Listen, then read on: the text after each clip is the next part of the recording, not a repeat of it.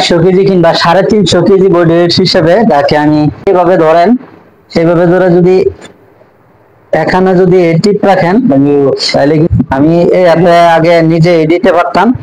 আসসালামু আলাইকুম রহমতুল্লাহি ওয়া বারাকাতুহু। বড়ি খাওয়াইছি, বোলাস খাওয়াইছি 7টা। এখন আবার নাইট্রোনিক্স ইনজেকশন, যেটা কলিজা কৃমির জন্য দেওয়া হয়। কেন দিচ্ছি আপনাদেরকে সেটা দেখাবো, আর এবং কিভাবে প্রয়োগ করতে হয় সেটা আপনাদেরকে দেখাবো অল্প সময়ের মধ্যে ইনশাল্লাহ। প্রথম থেকে শেষ পর্যন্ত দেখলে অবশ্যই এটা দেখতে পারবেন। আর এটা হচ্ছে অক্সিনিল। আমি যে ইনজেকশনটা আজকে ব্যবহার করব সেটা হচ্ছে অক্সিনিল নাইট্রোনিক্স, অক্সিনিল নাইট্রোনিক্সিল বিপি। এটা গ্রুপ একই গ্রুপের। আপনার এই কলিজা কৃমির জন্য এটা দেওয়া হচ্ছে, এবং কিভাবে দিচ্ছি সেটা আপনাদেরকে একটু দেখাই।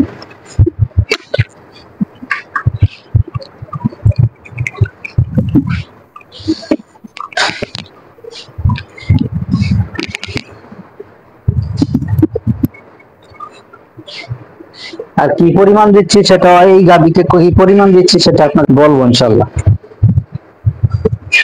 আর ইনজেকশনটা ভ্যাকসিন আর ইনজেকশন একই নিয়মে দিতে হয়, যেহেতু খুবই তুপকারের ইনজেকশন হয়ে থাকে, খুবই মারাত্মক।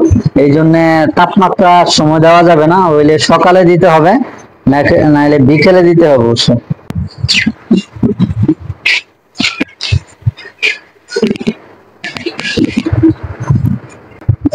ইনজেকশনটা নিলাম, এখন এটা চামড়ার নিচে পুশ করব। দেখেন, ধরেন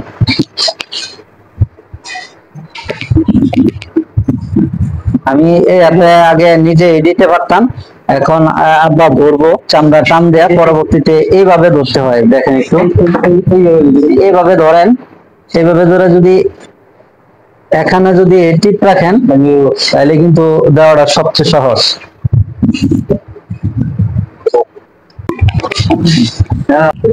নিচের দিকে খালি ইয়া দেন, এই যে পরবর্তীতে নিচের দিকে কিন্তু ডলা দেওয়া হচ্ছে।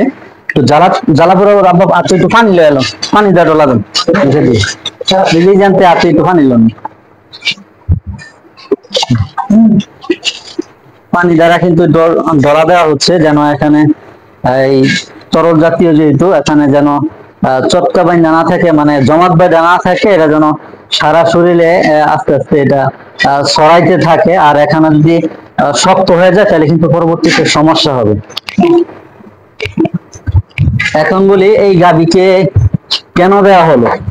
আসলে নাইট্রোনিক ইনজেকশনটা আপনার দেওয়া হয়েছে, অনেক সময় দেখা গেছে আপনার কলিজার মধ্যে কি সমস্যা করতে পারে। কলিজার ফাংশন যদি ভালো না থাকে তাহলে পরবর্তীতে তার হিটে আসা কোন নানান ধরনের সমস্যার সম্মুখীন হতে হয়। সেটা খুলে দেন।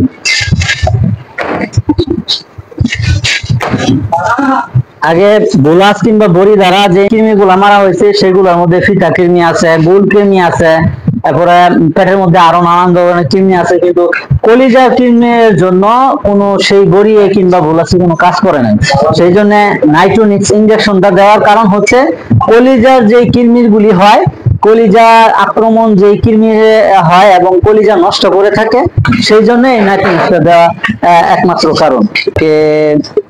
400 কেজি কিংবা 350 কেজি বডি ওয়েট হিসেবে যাকে আমি নাইট্রোনিক্স ইনজেকশনটা ব্যবহার করছি কলিজার কৃমি ধ্বংস করার জন্য, কলিজার মধ্যে যে কৃমিগুলি হয় সেগুলি মারার জন্য।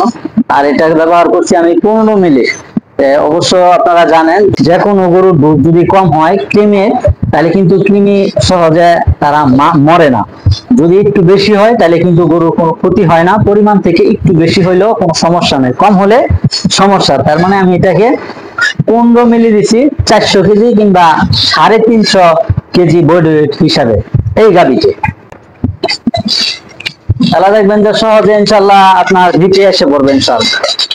এটা আপনাদেরকে আজকে সরাসরি দেখাইছি, এবং বিকালের সময়, যেহেতু সকাল এবং বিকালে দিতে হয়, যে কোনো এক টাইমে ঠান্ডার সময় দিতে হয় এই ইনজেকশনটা। এখন অন্ধকার আচ্ছন্ন, এই জন্য ওইভাবে দেখাইতে পারি নাই। আপনারা যতটুকু দেখছেন ইনশাআল্লাহ। আজকে এখানে শেষ করছি। আসসালামু আলাইকুম ওয়া রাহমাতুল্লাহ।